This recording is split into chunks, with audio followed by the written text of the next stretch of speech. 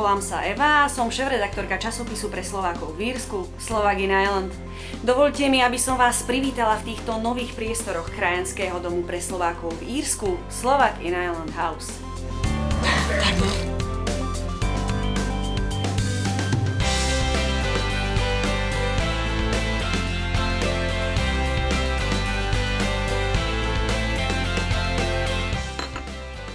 Na začiatku boli dvaja ľudia, ich túžba a nadšenie urobiť niečo pre komunitu Slovákov v Írsku. Hneď za tým nasledovalo kopec práce, času a peňazí.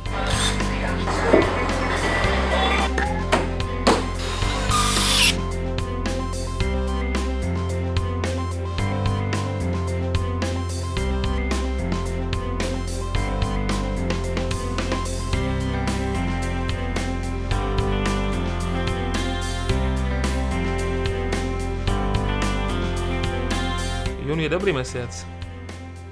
A jún je naozaj dobrý mesiac. 21.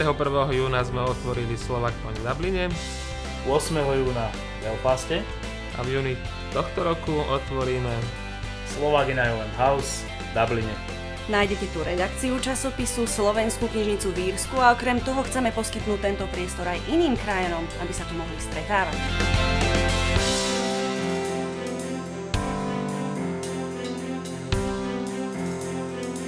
Otvárame 16. júna o 6. hodine. Ale večer!